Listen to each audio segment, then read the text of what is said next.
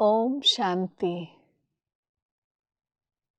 हम सभी जानते हैं, समय से पहले भाग्य से ज़्यादा बोलो किसने पाया है। तेरा था जो तुझे मिला है, कोई तो छीन ना पाया है। जो मेरी प्राप्ति है, जो मेरा प्राप्य है, वो मुझे मिलके ही रहना है। उसे कोई भी छीन नहीं सकता है। कोई भी चीज़ जो मेरे लिए बनी है, वो राइट समय पे मेरे पास ज़रूर आएगी। कई बार हम बहुत उतावले होते हैं, तो समय से पहले कोई चीज़ हमारे पास नहीं पहुंच सकती है, और भाग्य से ज़्यादा भी किसी को नहीं मिल सकता है। तो फिर मनुष्य पुरुषार्थ क्यों करे, जबकि सब कुछ समय पे मिलने वाला है, भाग्य के अनुसार मिलने वाला है। तो भाग्य बड़ा या पुरुषार्थ बड़ा, कौन बड़ा है? वास्तव में भाग्य और पुरुषार्थ में से नो डाउट पुरुषार्थ बड़ा है, लेकिन पुरुषार्थ भी भाग्य अनुसार मनुष्य कर पाता है।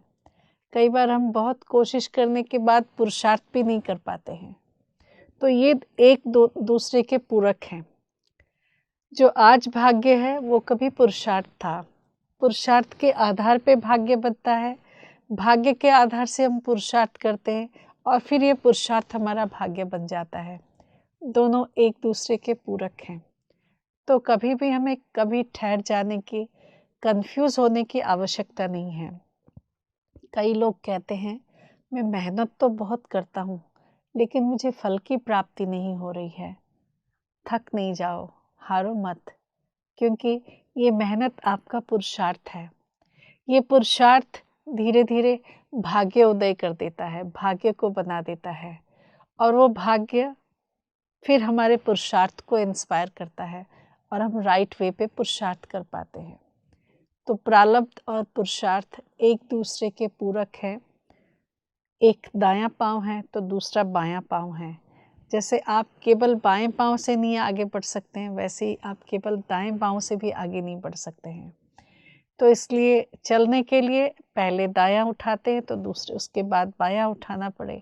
जब बायां उठाते हैं तो उसके बाद दायां उठाना पड़े। वैसे ही हमारा पुरुषार्थ और भाग्य दोनों ही साथ साथ चलते हैं। तो कभी पुरुषार्थ ज़्यादा मेहनत किसी चीज़ में करना पड़ जाए, घबराने की ज़रूरत नहीं। और कभी कभी ऐसा भी होता है कि बिना ज़्यादा पुरुषार्थ किए, बिना ज़्यादा मेहनत किए हमें प्राप्ति हो जाती है, तो भी हमें खुश होने की ज़रूरत नहीं है, क्योंकि जो भाग्य हमने बना के रखा था उसको अभी हम खा रहे हैं, उसको एनकैश कर रहे हैं। तो इसलिए इस बात का हमेशा ध्यान रखें कि हमें वही मिल रहा है जो हमने पुरुषार्थ किया है। हमारा भाग्य हमारे पुरुषार्थ का नतीजा है, और अभी भी हमारा भाग्य हमारे पुरुषार्थ के आधार पे बन रहा है। जब कभी मेहनत करनी पड़े, जब कभी कोई ऐसी बात है जो लगता है कि मेरी कैपेसिटी से डिफ़िकल्ट है, तो उसमें हमें घबराने की ज़रूरत नहीं है, हम उसे करें। जब हम कर गुज़रते हैं तो देखना वो हमारा भाग्य बन जाता है। हाँ, इसमें एक और चीज़ है। क्या है? हाँ, उसको इस प्रकार से हम सोच सकते हैं, अगर कर्म ही भाग्य है, भाग्य ही कर्म है। कर्म करते हैं तो भाग्य बनता है, भाग्य बनने से कर्म बनता है, तो उसमें भगवान का क्या महत्व है? फिर हमें भगवान को क्यों याद करना चाहिए? ईश्वर की स्मृति से क्या हो जाता है? कैसे हम आगे बढ़ सकते हैं? कैसे भाग्य बदल सकता है? हाँ, भगवान की याद से हमारे भाग्य बदल जाते हैं। हमारे पुरुषार्थ से, दूसरों के मदद से हम एक लिमिटेड मुकाम तक पहुंच सकते हैं, लेकिन जब भगवान से हमें मदद मिलता है तो हम बहुत श्रेष्ठ मुकाम पे पहुंच सकते हैं। फिर बात ये आ जाती है कि क्या भगवान एक को मदद करता है, दूसरे को मदद नहीं करता है? कैसे भगवान मदद करते हैं? भगवान की मदद की ये सिलसिला, ये फॉर्मूला क्या है? उस परमपिता परमात्मा ने, शिव बाबा ने हम बच्चों को इसका बड़ा सुंदर सीक्रेट बताया कि बच्चे सब मेरे बच्चे हैं, मैं किसी को इस प्रकार से दान नहीं देता हूँ। अगर इस प्रकार से दान दो तो किसी को ज़्यादा जाएगा, किसी को कम जाएगा। जब जो लाइन में आए उसको कितना मिला, नहीं। मेरे पास कुछ भी लिमिटेड नहीं है जो लिमिट में दिया जा सके। मैं तो बेहद हूँ, अनंत हूँ। तो मेरे पास सब कुछ बेहद में है, अनंत में है। हाँ, आपको उतना ही मिलता है जितना आपके पात्र का साइज है। जैसे सागर के किनारे हर कोई जब लेने जाता है अपने पात्रता के हिसाब से लेके आता है। कोई अगर छोटा सा गागर लेगा तो गागर भर के आएगा, कोई बड़ा सा पात्र लेगा तो पात्र भर करके आएगा। कितना लेना है वो मुझ पे निर्भर करता है कि मैं कितनी गहराई में जाता हूँ, कितना कुछ लेके आता हूँ। सागर के पास सब कुछ है, पुरुषार्थ करने वाला ही पाता है। देखो कबीर जी ने कितना सुंदर दोहा लिखा है। कहते हैं, जिन ढूंढा तिन पाइया, गहरे पानी पेट, मैं बापूरा बुड़न डरा, रहा किनारे बैठ। जो जितनी गहराई में डूबता है वो उतना ही रत्न लेके आता है, लेकिन मैं बापूरा, मैं बेचारा जो बूढ़ने से डरता है, जो डूबने से डरता है, वो किनारे ही बैठा रहा। हाँ, अगर सागर के किनारे पे भी आप बैठे हैं तो भी ठंडी ठंडी हवा का आनंद ले सकते हैं। लेकिन अगर कुछ बहुत भरपूर करना है, हीरे जवाहरात चाहिए, मोती चाहिए, तो आपको सागर के गर्भ में जाना पड़ेगा। ठीक वैसे ही जब हम परमात्मा से कुछ लेने के अधिकारी बनते हैं, उन्हें याद करते हैं, तो हमारा उनसे गहरा प्यार हमारी पात्रता के हिसाब से हमें मिलता है। और क्या होता है, जब हम परमात्मा से कनेक्ट होते हैं, उनकी स्मृति में रहते हैं, तो हम आत्मा शक्तिशाली होती जाती हैं और उस शक्ति के हिसाब से हम सब चीज़ों को अट्रैक्ट करते हैं। लॉ ऑफ अट्रैक्शन वहाँ काम करता है। एक बेहद की मनोवृत्ति आती है, ऊंचा मनोभाव जाता है, जहाँ बहुत कुछ ऊंच स्तर पे होता है और वो सब कार्य सहज होने लगता है।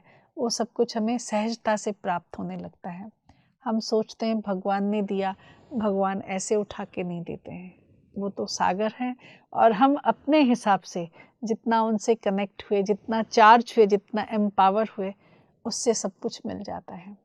तब इसीलिए कहा गया है कि जब ईश्वर देते हैं, छप्पर फाड़ के देते हैं और देने वाला भी वही है। एक और बात, जब हम मनुष्य से लेते हैं तो मनुष्य आत्मा से हमारा हिसाब किताब बनता है। जिससे लिया है उसको देना ज़रूर पड़ेगा। मनुष्य से लेंगे तो भी लिमिटेड मात्रा से ही मिलने वाला है, लेकिन जब परमात्मा देते हैं वो बेहद का देते हैं। उनसे कोई हिसाब किताब नहीं बनता है, जो उनसे मिलता है वो हमें उन्हें रिटर्न नहीं करना पड़ता है। कितनी सुंदर फिलॉसफी, कितनी सुंदर ये बात है। तो जब हमें किसी चीज़ की आवश्यकता है, हम मनुष्य के पास झोली फैलाने नहीं जाएं, परमात्मा के पास जाएं, तो हमें परमानेंट सॉल्यूशन मिलेगा, एम्पल मिलेगा, इनफ मिलेगा। जितना चाहिए उससे अधिक मिलेगा। ठीक है, इस पे भी आप सभी से एक कहानी शेयर करती हूँ कि जब हम भगवान से मांगते हैं तो हमें क्या और कितना मिलता है, और जब मनुष्य से मांगते हैं तो क्या और कैसा मिलता है। ये कहानी है दो फकीरों की, जो मस्जिद के सामने, दरगाह के सामने बैठे रहते हैं और मांगते रहते हैं। उस देश का बादशाह भी उसी दरगाह में जाते हैं। एक दिन बादशाह जब गए तब दोनों फकीरों ने अपने हिसाब से मांगना शुरू किया। पहले फकीर ने कहा कि बादशाह जनाब बहुत ऊंच है, मैं फकीर बादशाह जनाब से मांगता हूँ, बादशाह मेरी मांग पूरी करें, बादशाह मुझे कुछ दें, बादशाह मेरी झोली में कुछ डालें। और बादशाह का नाम गुणगान करके उसने मांगना शुरू किया। दूसरे फकीर ने कहा, देने वाला अल्लाह है, अल्लाह के नाम से कुछ दे दो, भरपूर करने वाला अल्लाह है, अल्लाह के नाम से कुछ दे दो। बादशाह अपने वज़ीर के साथ जा रहे थे। जब वहाँ से वापस आए तो बादशाह ने वज़ीर से कहा, वज़ीर देखो, दोनों फ़कीर थे, दोनों ही मांग रहे थे। जो अल्लाह के नाम से मांग रहा था उसके लिए मेरी कोई ज़्यादा रिस्पॉन्सिबिलिटी नहीं है, लेकिन जो मेरे नाम से मांग रहा था, मुझे चाहिए, मेरा ये ड्यूटी है कि मैं उसे कुछ दूँ। तो ऐसा करो, कल एक पात्र लेकर के आओ, बहुत शाही खीर बनाना, वो खीर हम उसको देंगे और उस खीर में हम सोने की मोहरें डाल देंगे ताकि दिखाई भी नहीं दे और वो भरपूर हो जाए और हमसे मांगने वाला वो व्यक्ति मांगना ही छोड़ देगा। उसके बाद उसे फ़कीराना करने की ज़रूरत नहीं है, मांगने की ज़रूरत नहीं है, वो एकदम माला माल हो जाएगा। वज़ीर को ये बात अच्छी लगी। दूसरे दिन वज़ीर ने वैसा ही किया, शाही खीर बनाया गया और एक सुंदर पात्र में खीर भर दिया गया। खीर में बहुत सारे सोने की अशरफियाँ डाल दी गई, जितना कि उस व्यक्ति के 1, 2, 3 पुख्तों तक, उसके बच्चे पोते और पड़पोतों तक खाने में सक्षम होते, इतना सारा सोने के मोहरें डाल करके वो देगड़ा, वो जो बर्तन था खीर से भरा हुआ, शाही खीर से भरा हुआ। दूसरे दिन वज़ीर ने वो भोजन का पात्र, वो खीर का पात्र लेकर के उस फ़कीर को दे दिया। राजा बहुत खुश हुए, बादशाह बहुत खुश हुए और जानना चाहते थे कि उसका रिएक्शन कैसा हुआ। तो दूसरे तीसरे दिन बादशाह ने फिर से प्रोग्राम बनाया दरगाह जाने का, और जब दरगाह जा कर के वापस आ रहे थे तो उन्होंने देखा, उन्होंने सोचा कि वो फ़कीर तो आज बिल्कुल नहीं होगा, वो तो बड़ा अमीर बन गया होगा, तो जो फ़कीर अल्लाह से मांग रहा था वो वहीं बैठा होगा। लेकिन जब वो वापस आए तो उनको देख के बड़ा आश्चर्य लगा कि वो जो अल्लाह के नाम से फ़कीर मांग रहा था वो तो है नहीं, वो चला गया है, और जो बादशाह के नाम से फ़कीर मांग रहा था वो आज भी वहीं है और आज भी कह रहा है कि बादशाह जनाब का बहुत नाम हो, बहुत शान हो, आप बड़े हैं, बहुत उनका गुणगान भी कर रहा है और उनसे मांग रहा है। तो राजा को बड़ा आश्चर्य लगा। तो बादशाह ने उस फ़कीर को बुलाया, कहा, फ़कीर, कल हमने आपके लिए खीर भेजी थी। फ़कीर बहुत खुशी से गदगद होकर के बोलने लगा, हाँ बादशाह जनाब, क्या लजीज खीर था, ऐसा खीर तो हमने कभी खाया ही नहीं था, ये शाही खीर ही था। मैं उसे खाता रहा, अपने बच्चों को भी खिलाया, सबको खिलाया, खिलाने के बाद वो फिर भी ख़त्म नहीं हुआ, तो मेरे पास जो फ़कीर बैठता था मैंने वो पात्र उसको दे दिया। अब बादशाह को पता चला कि बात क्या हुई है। उन्होंने दे दे के सब कुछ भी दिया, लेकिन जब अल्लाह मेहरबान है तो देखो सारा कुछ उसके पास चला गया। एक्चुअली वो जो पात्र में नीचे सोने की अशरफियाँ थी और वो पात्र सारा कुछ दूसरे फ़कीर को मिल गया, ये खाने के बाद जो उसने उसको दिया था, और वो अल्लाह के नाम से अमीर हो गया। तो ऐसे ही मनुष्य का दिया हुआ हमारे पास पहुँचे या नहीं पहुँचे, देने के बाद भी कई बार हाथ नहीं आता है। बहुत लोगों को आपने देखा होगा, बहुत कुछ होते हुए भी उनके पास कुछ भी नहीं होता है। बहुत कुछ होते हुए भी उसका वो आनंद नहीं ले सकते हैं। लेकिन जब ईश्वर ने कुछ दिया हुआ होता है तो वो कंप्लीट गिफ्ट होता है।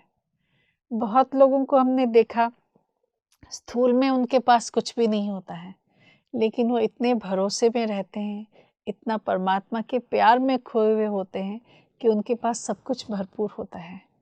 तो अगर हमें कुछ चाहिए तो मनुष्यों से या किसी स्थूल चीज़ों से हमें मांगने की ज़रूरत नहीं है, लेकिन हम उस परमात्मा से अपना सर्व संबंध स्थापित करें जो सर्वशक्तिवान है, जो सर्वश्रेष्ठ दाता है, जो सबका देने वाला है, सबको देने वाला है। तो इसलिए उस परमपिता परमात्मा शिव बाबा से जब हम अपना संबंध गहरा जोड़ते हैं, उनके साथ कनेक्ट होते हैं, बुद्धि योग उनसे लगाते हैं, उनसे योग लगाते हैं, तो हम आत्मा को सब कुछ भरपूर मिलता है। वो जो कुछ हमें चाहिए और वो भी जिसकी हमें ज़रूरत है, आज नहीं कल, वो सारी ज़रूरतें पूरी कर देते हैं। हमें किसी भी चीज़ की कोई कमी नहीं महसूस करने देते। तो हम हमेशा शांति में बैठकर उन्हें याद करें, उनका ही गुणगान करें, उनसे ही शक्ति लें और अपनी आत्मा को भरपूर करें। ये भरपूरता हमें खुशी प्रदान करेगी, आंतरिक खुशी, जो हमें दुनिया में सबसे ज़्यादा अमीर बनाता है, सबसे ज़्यादा महान बनाता है। फिर किसी के आगे हमें हाथ फैलाने की ज़रूरत नहीं पड़ेगी, कुछ भी मांगने की ज़रूरत नहीं पड़ेगी। ओम शांति।